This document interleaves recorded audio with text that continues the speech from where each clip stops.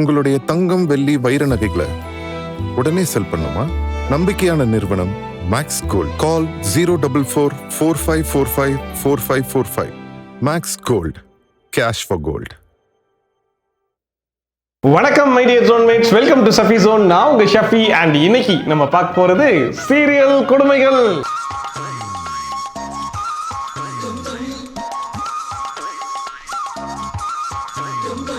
என்னென்ன கொடுமை எல்லாம் பார்க்கணும்னு காத்துக்கிட்டு இருக்கேன்னு தெரியலையே.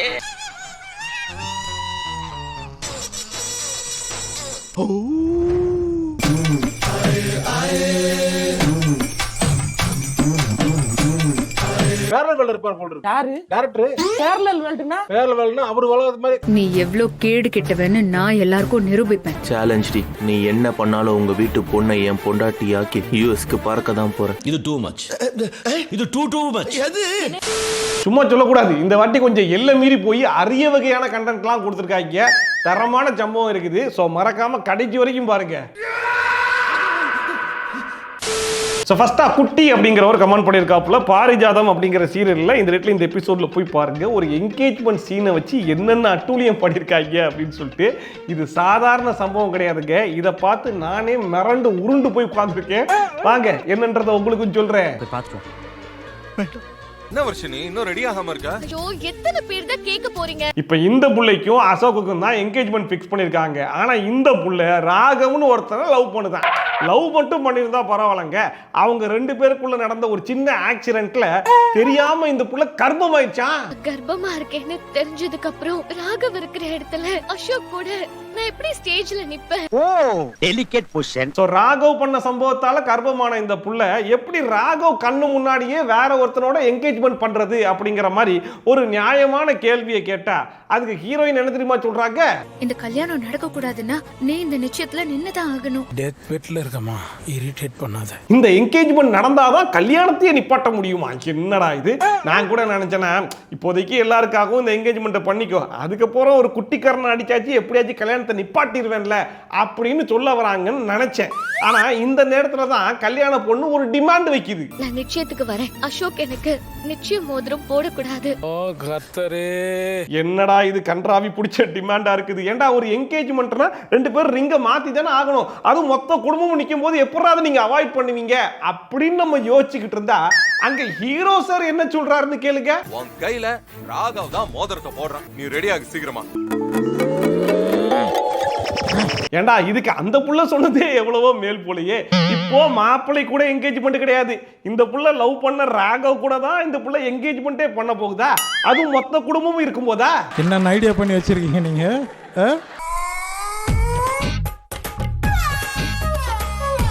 ஏதோ ஒரு பயங்கரமான காமெடி பண்ண போறாங்கன்னு சொல்லி நம்ம ரெடி ஆயாச்சு. ஆனா இப்பேற்பட்ட காமெடி எல்லாம் பண்ணுவாங்களான்னு சொல்லிட்டு சத்தியமா நான் எதிர்பார்க்கலங்க. ராகவ், அசோக் அண்ணா எவ்வளவு நர்வஸா இருக்காரு.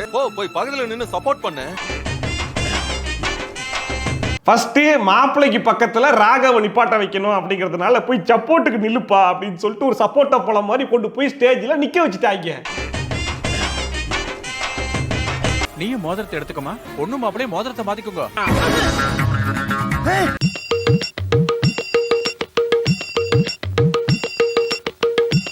இப்ப ரெண்டு பேரும் மோதிரத்தை எடுத்து மாத்துறதுக்கு போயிட்டாங்க. அதுவும் மாப்பிள்ளை சார் ரிங்கெல்லாம் எடுத்துட்டு போயிட்டாப்ல. நான் அப்படியே சீட்டோடைய எட்ஜுக்கு வந்துட்டேன். இந்த நேரத்துல என்ன பண்ண போறாங்கன்னு பார்த்தா வச்சாங்க பாருங்க ஒரு ட்விஸ்ட். சாரி, ஒன்னு இல்ல ரெண்டு.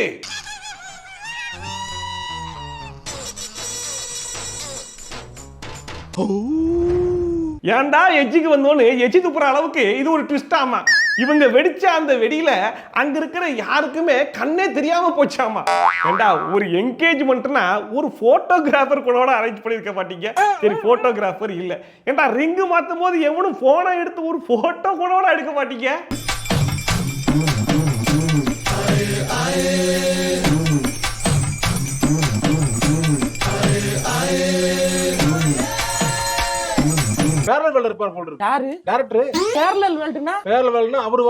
சரி, எல்லாத்தையும் கூட விட்டுறலாங்க. இந்த குடும்பம் போட்டோ எடுக்காத ஒரு குடும்பம் அப்படின்னே வச்சுப்போமே. ஏண்டா ரிங்க மாத்தியாச்சு, ரெண்டு பேர் கையிலயும் ரிங்கு எப்படி இருக்கு அப்படின்னு கூட ஒருத்தன் கூட பார்க்க மாட்டீங்க. நல்ல கேள்வி. அடுத்த கேள்வி. இதுல இன்னொரு ட்விஸ்ட் என்னன்னு சொல்லி கேட்டீங்கன்னா, இப்ப நடந்த இந்த கன்றாவியான சம்பவத்தை கூட்டத்துல இருந்த ஒரு வில்லி பாத்துருவா. பார்த்துமே யார்கிட்டயும் சொல்ல மாட்டாளாம். ஏய் அங்க பாரு வர்ஷினி அசோக்கு பதிலா ராகவுக்கு மோதிரம் போட்டா. ஒன்னும் புரியல. உனக்கு எனக்கும் தெரிஞ்ச என்ன ஆகுது. சேர்றா ட்விஸ்ட் எல்லாம் முடிஞ்சு போச்சாடான்னு சொல்லி கேட்டா, கடைசியா ஒண்ணே ஒண்ணு வச்சிருக்கோங்கன்னாங்க. என்னன்னு சொல்லி கேட்டா, டியூடு படத்துடைய ட்விஸ்ட். அங்க இருந்தாருல ஒரு மாப்பிள்ளை, நம்ம அசோக் மாப்பிள்ளை. அந்த மாப்பிள்ளை தான் பிரதீப் ரங்கநாதனா. அவர் சம்மதத்தோட தான் இவ்வளோத்தையும் பிளான் பண்ணிருக்காங்களா. அசோக் தேங்க்யூ. தேங்க்ஸ். ஆக மொத்தத்துல காமெடி பண்ணணும்னு சொல்லி களத்துல மட்டும் இறங்கிட்டாங்கன்னா, இவங்க அளவுக்கு எவனாலையும் காமெடி பண்ண முடியாதுடா. என்ன எதுக்கு இந்த வெடியெல்லாம் போடுறாங்க? மோதிரம் மாத்துனது கூட பார்க்க முடியல.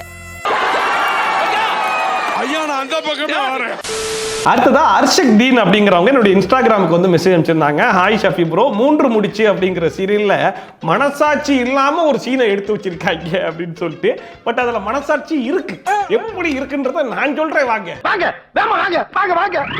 இப்படி பண்ணிட்டீங்களே, நான் உங்க மேல எவ்வளவு மரியாதை வச்சிருந்தேன், என்ன போய் சந்தேகப்பட்டீங்களே. இந்த சீரியல்ல மட்டும் இல்லங்க, படத்துல கூட ஹீரோயினும் வில்லனும் சண்டை போடுற சீன்லாம் நம்ம எக்கச்சக்கமா பார்த்திருக்கோம். ஆனா இப்பேற்பட்ட ஒரு சண்டையை நான் அடிச்சு சொல்றேன், நீங்க எங்கேயுமே பார்த்திருக்க முடியாது. நான் சந்தேகப்பட்டது தப்புன்னு சொல்றீங்கல்ல, அதுக்குதான் எல்லார் முன்னாடி உங்க கால்ல விழுந்து மன்னிப்பு கேட்டேன். ஆக்சுவலா இந்த வில்ல பையன் இருக்கான் பாத்தீங்களா, இவன் ஒரு வில்லன் தான் அப்படிங்கறத ஹீரோயின் போயிட்டு குடும்பத்துல சொல்லி பார்த்திருக்காங்க. ஆனா பைத்தியக்கார பையன், அவன் நல்ல பையன்டி அப்படின்னு சொல்லிட்டு அவனுக்கு சர்டிபிகேட்டே கொடுத்துட்டு கடைசியில இந்த ஹீரோயினை போய் அந்த வில்லன் கால்ல விழுந்து சாரி கேட்க விட்டாங்களா. மன்னிச்சிருங்க சார்.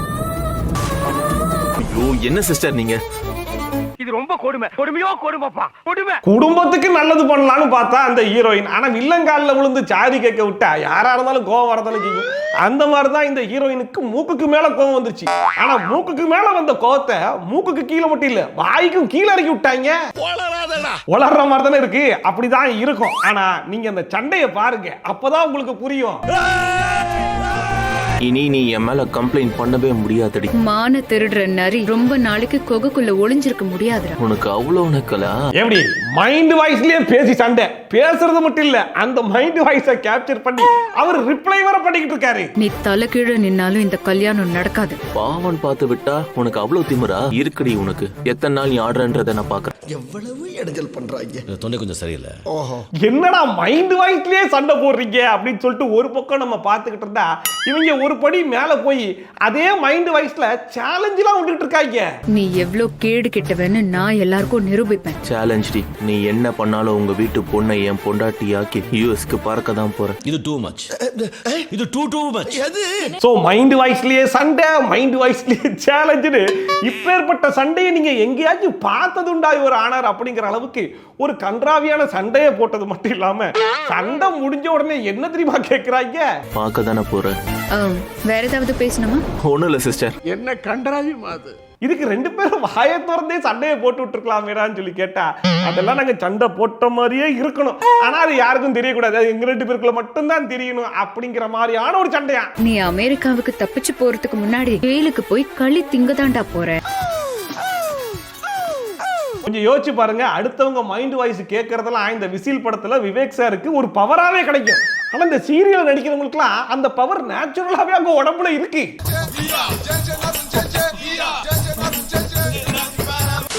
அடுத்ததா குமுத்தேனி சிவாஜி அப்படிங்கிறவங்க என்னோட இன்ஸ்டாகிராமுக்கு வந்து மெசேஜ் அனுப்பிச்சிருக்காங்க. ஹாய் ப்ரோ, கார்த்திகை தீபம்ல இந்த ரேட்ல இந்த எபிசோட்ல போய் பாருங்க. மறுபடியும் மெமரி லாஸை வச்சு இவங்களால என்னென்ன காமெடிலாம் பண்ண முடியுமோ இன்னும் பண்ணிட்டு தான் இருக்காங்கன்னு சொல்லிட்டு, இவங்க கடைசி வரைக்கும் மெமரி லாஸ் காமெடி மட்டும் நிப்பாட்டவே மாட்டாங்க போல. அப்ப என்னமோ நீங்க நடக்க போகுது, ஆனா என்ன நடக்கும்னு தான் தெரியல. நான் வரேன். இதான் உங்க ஆபீஸா? ஆமா. எப்படி இந்த மகாநதியில மெமரி லாஸ்ன்னு சொன்ன உடனே இதுதான்டா சான்ஸ், 2 பேரையும் பிரிச்சு விட்டுருக்கேன்னு சொல்லி பிரிச்சு கூட்டு போனாங்களோ, அதே மாதிரிதான் இந்த கார்த்திகை தீபத்திலையும் நான் கூட ஏதோ ஒரு இடத்துல சரி ரைட்டுமா கார்த்தி தாமா அவன் புருஷன் சொல்லி சேர்த்து வச்சிருவாங்கன்னு சொல்லி பார்த்தா, இங்க ஒரு ஸ்டெப் மேலேயே போய் அந்த புள்ளைக்கு ஒரு புது மாப்பிளையே கொண்டு வந்துட்டாங்க. இனிமே நானே வந்து உங்களை டிராப் பண்றேன், பிக்கப் பண்றேன். அதெல்லாம் ஒண்ணும் தேவையில்ல, நானே வந்துக்கிறேன். நான் தானே உங்களை கல்யாணம் பண்ணிக்க போறேன். திருமதி செல்வம் சீரியல்ல செல்வம் கேரக்டர் எவ்வளவு நல்லவரோ, அதே மாதிரிதான் இந்த கார்த்திகை தீபம்ல வர கார்த்தி. பொண்டாட்டிக்கு மெமரி லாஸ் ஆகி நம்மள மறந்துட்டா ஓகே, ஆனா ஏதாச்சும் ஒரு முயற்சி பண்ணணும்ல. இவரை பாருங்க, அவருக்கு மாப்பிள்ளை பேசி பேசிட்டாங்க, கல்யாணம் பண்ணிட்டாங்க, எல்லாம் பண்ணட்டும், நான் பொறுமையாவே இருப்பேன்னு சொல்லி கடைசி வரைக்கும் பொறுமையா இருப்பார் போலயே. திருமதி செல்வம் நாடகத்துல செல்வம் கேரக்டர் எப்படி? அவன் ரொம்ப சொல்லுங்க. இந்த லோகத்துல அவன மாதிரி நல்லவனை பார்க்கவே முடியாது. போதும், போயிடு போ. எப்படி சுத்தினாலும் கடைசியில் அந்த மெமரி லாஸ் பேஷண்ட்டை கொண்டு போய் கார்த்திக் கூட தான் சேர்த்து வைக்க போறாங்கன்றது ஊரறிஞ்ச விஷயம். அதனால இப்ப கார்த்திக் கம்பெனிலேயே அந்த புள்ளைய வேலைக்கு சேர்த்து விட்டாங்க. அந்த புள்ள என்ன பண்ணுது, அதோடைய புது புருஷனை கூப்பிட்டு வந்து அந்த கம்பெனில நிப்பாட்டி வச்சா அவன் தம் அடிச்சிட்டு இருந்தான். செக்யூரிட்டி வந்து தம் அடிக்காதன்னு சொன்னா அதுக்கு அவன் அரைஞ்சிட்டான். இதை பார்த்த கார்த்திக் குடுகுடுன்னு ஓடி வந்து அந்த புது மாப்பிள்ளைய அரைஞ்சிட்டான்.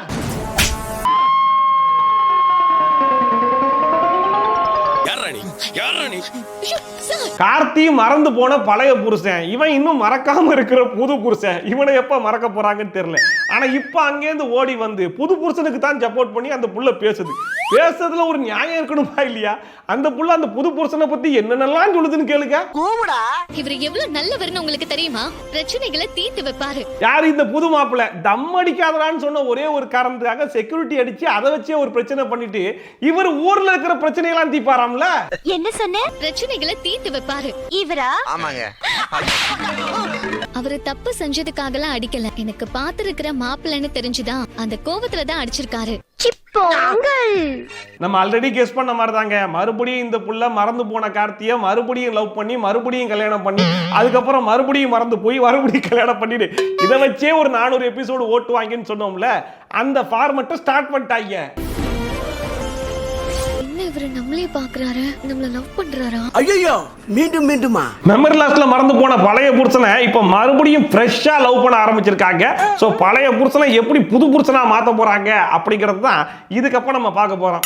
ஆக மொத்தத்துல சீரியலை பொறுத்த வரைக்கும் என்னைக்காச்சும் ஒரு நாள் கண்டென்ட்டுக்கு மட்டும் லைட்டா பஞ்சம் ஆயிடுச்சுன்னா இந்த மெமரி லாஸ்ங்கிறத மட்டும் லைட்டா எடுத்து தூத்தி விட்டோன்னு வைக்கல, அதுக்கப்புறம் பஞ்சமே இல்லாம ஓட்டிடலாம் போல. எப்படி எடுத்துக்கிறதுனே தெரியலையே, வேலையிலயும் கவனம் செலுத்த முடியல. இப்ப என்ன பண்றது?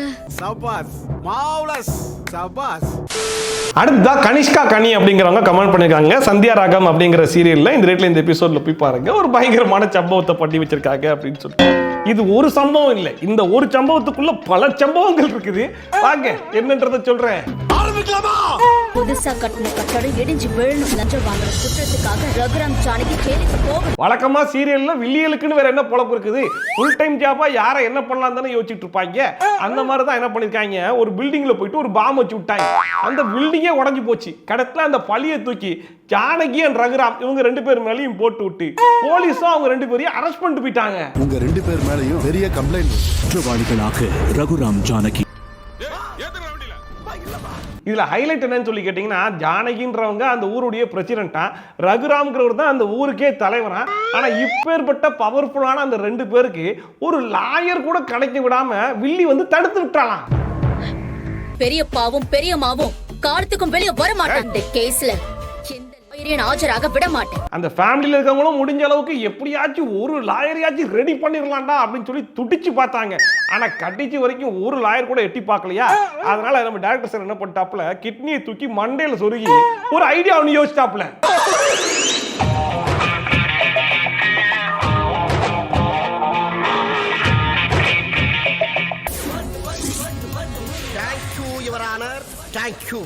என்னமா சொல்றீங்க, என்ன சொல்றீங்க? இவ்வளவு நாளா இங்க தானமா சுத்திக்கிட்டு கிடந்த. ஆனா நீ லாயர்ங்கிற விஷயத்தை எங்க கிட்ட சொல்லாம மறைச்சிருந்தா கூட பரவாயில்லமா. ஓ குடும்பத்துக்கே சொல்லாம மறைச்சிட்டியா? இதுக்கு பேர் தான் திடீர் லாயரா?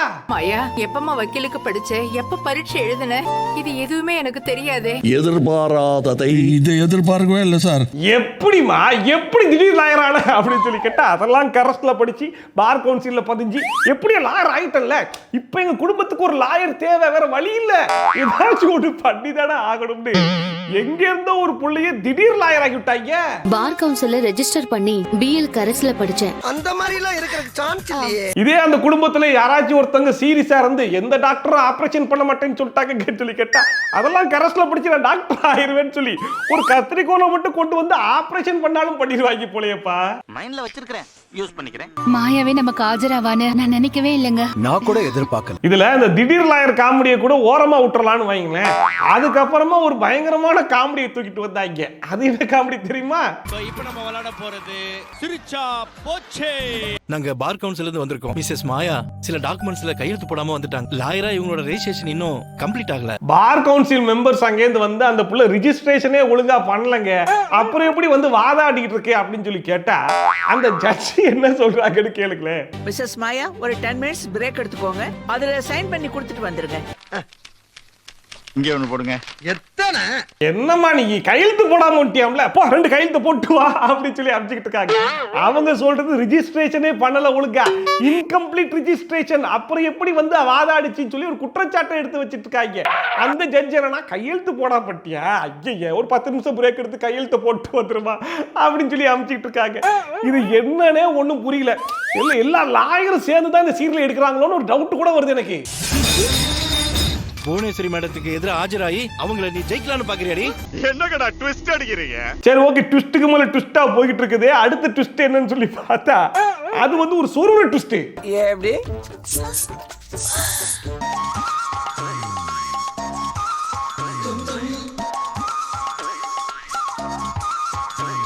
பார் கவுன்சில் இருந்து 2 மெம்பர்ஸ் வந்து ஜட்ஜி கிட்டயே பேசி அந்த புள்ளைய கூட்டிட்டு போய் வயிற்றுல குத்திட்டு ஓடிட்டாங்களாம். சரி ரைட்டு, குத்திட்டு ஓடிட்டாங்க. இப்போ நேரா போய் மேடம் 2 பேர் வந்து கூட்டு போனாங்களா, அவங்க தான் மேடம் வயிற்றுல குத்தி விட்டு போயிட்டாங்க, என்னன்னு பாருங்க மேடம்னு சொன்னா அந்த ஜட்ஜி என்ன சொல்ல போறாங்க, இந்த சைன் போடுறதுக்கே 10 நிமிஷம் பிரேக் எடுத்துக்கோட்டாங்க, கொஞ்சம் கால அவகாசம் கொடுக்குறோமா அப்புறமா பார்த்துக்கலான்னு தானே சொல்ல போறாங்க.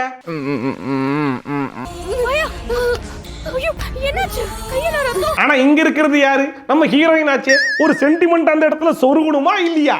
அதுக்காக நீங்க சொருகணும் அந்த சென்டிமெண்ட்டை நீங்களே கொஞ்சம் பாருங்களேன்.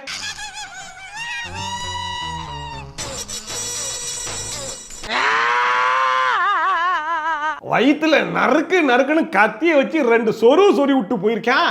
இந்த புள்ள என்னன்னா அங்கிட்டு தொங்கிட்டு இருந்த ஸ்கிரீன் துணி எடுத்து வயிற்றுல சுத்திக்கிட்டு இங்க நடந்த சம்பவத்தை யாட்டின்னு சொல்லிக்காத, நான் மூஞ்சில கூட கட்டிக்க மாட்டேன், வா போலான்னு சொல்லிட்டு அசால்ட்டா வந்து வாதாடிக்கிட்டு இருக்காம்ல. கோல்டு பார் ஜானகி அம்மா கிட்ட கொடுத்தீங்களா? ஆமாங்க. எத்தனை மணிக்கு வீட்டுக்கு வந்தீங்க? என்னென்ன கொடுமை எல்லாம் பார்க்கணும்னு காத்துக்கிட்டு இருக்கேன்னு தெரியலையே. வயிற்றுல கத்தி குத்து விழுந்திருக்கு. அது 1 இல்ல 2 குத்து அங்கங்க வச்சு லைட்டா அப்படிங்கிற மாதிரி மூஞ்சில ஒரு முறுக்கு புளிஞ்சிருந்தா கூட பரவாயில்லைங்க. எவ்வளவு கேஷுவலா வாதாடி இருக்காங்க பாத்தீங்களா? அதுலயும் எனக்கு ரொம்ப பிடிச்சது அந்த மயக்கம் தாங்க. அந்த மயக்கத்தை பொறுத்த வரைக்கும் எந்த சம்பவத்துக்காக வந்திருக்கோமோ அது முடிகிற வரைக்கும் வெயிட் பண்ணி கடைசியா தான் வரும். மதியம் 2 மணிக்கு இந்த வழக்கின் தீர்ப்பு வழங்கப்படும்.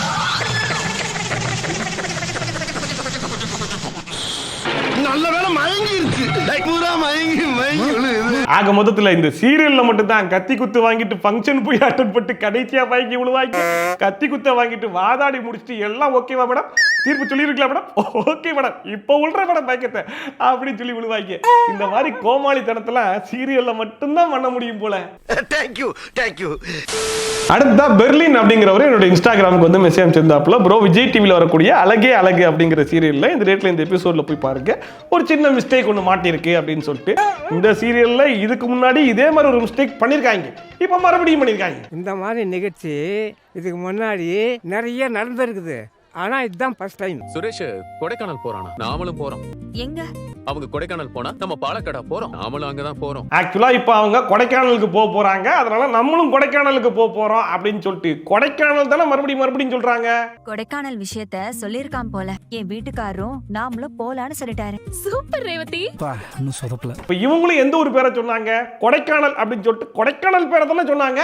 கொடைக்கானல் விஷயத்த சொல்லிருக்கான் போல. ஓகே புரிஞ்சுதா? ஓகே புரியுது. நாம ஏற்காடு போறோம்ல, அது அம்மா கிட்ட சொன்னேன். என்னடா இது சுத்தி அம்பிட்டு பேரும் கொடைக்கானல் சொல்லி பேசிட்டு இருக்காங்க. ஆனா இந்த புள்ள மட்டும் திடீர்னு ஏற்காடை கொண்டு வந்து நடுவில் சொடிவிட்டு இருக்கு.